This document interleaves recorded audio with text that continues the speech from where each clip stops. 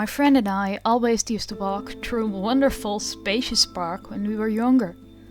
It was full of tall trees and it was very nicely maintained. In this large park, there was an abundant mansion. I can't really say how long it had been there, but on that day, the front door of the mansion was wide open. The two of us decided to check out what was inside the place. As we inched through the door, the very first thing we noticed was that the mansion's floor was littered with crumpled up pieces of paper. We looked at each other and observed that there was no furniture, nothing except for those wrinkled balls of paper. The mansion had 6 rooms on its main floor, and every room we entered bore more and more crunched up pieces of paper. We decided to open up one of the paper balls to see what was inside. Our curiosity got the better of us.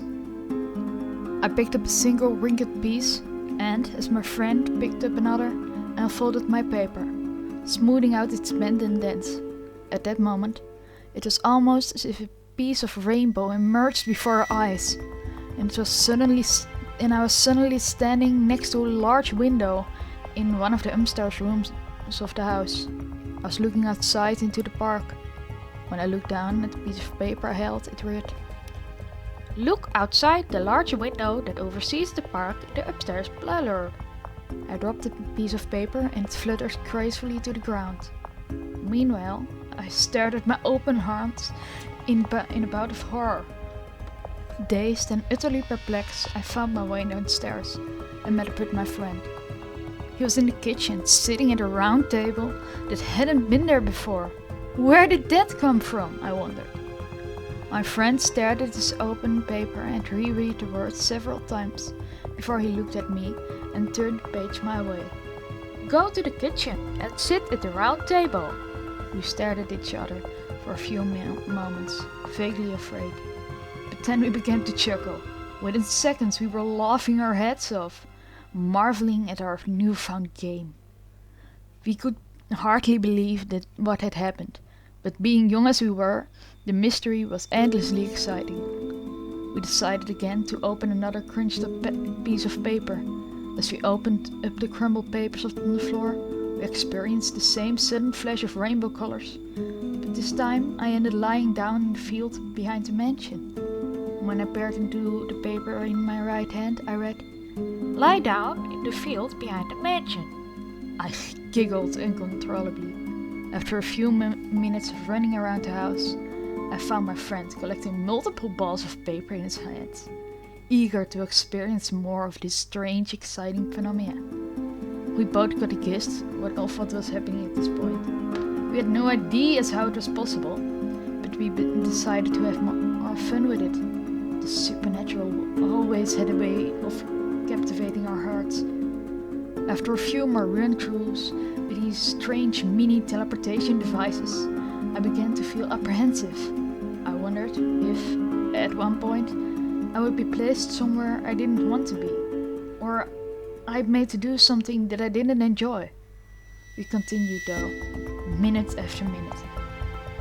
We unfolded many papers and traveled through bedrooms, closets, trees, but then, after having been on the roof of the mansion, I stopped before my friend, dead on the living room floor.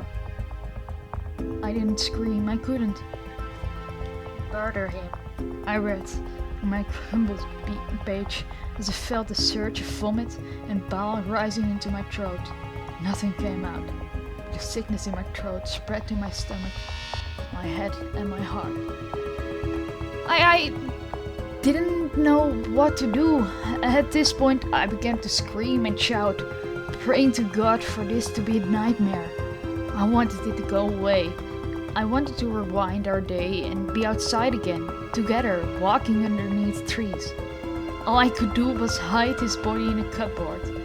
I willed myself to be calm, but hesitantly unfolded another page in the hopes that the problem would be correct itself.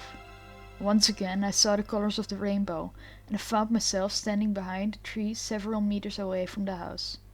I could clearly see the front door. Within a few instants, I saw both myself and my friend walk through that door. I began to wonder if I had died, or if I was having an out-of-body experience. I looked at the sheet in my hand, and the only words scrambled upon it were, "Time will repeat itself, and a paradox will take place, and it will be allowed."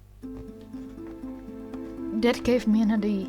In my pocket remained the paper that made me kill my friend. Without looking at it, I crumpled it back up. Quietly, I unfolded my other self, who was separated from my friend as he explored the rooms of the house.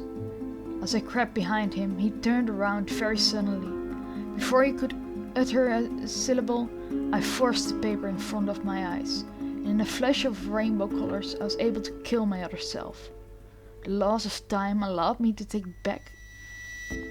over my dead self's place in this world, and also because of the fact that I was allowed it to happen, as it was written on the second piece of paper that I had on me, which reversed time. It must have control over time and paradoxes, which made me now the new alive and present of my other dead self. I hid my limp, bleeding other dead self in a cupboard in the upstairs bathroom to rot. To my great relief, I heard my friend call my name from downstairs. My friend, who managed to stay alive and well, my best friend. When I went downstairs, he greeted me excitedly, smiling childishly and being blissfully unaware of the situation. I pretended that nothing had happened. In a heartbeat, I told him that the house creeped me out and that it would be much better if we left. After the day, we never went near the mansion again. I don't know if anyone saw or heard about anything that happened between us, but I recently heard from another friend that the house had been demolished, and I can tell you with great certainty that while this news so relief, I dreaded the probable prospects that my corpse was uncovered in the bedroom cabinet.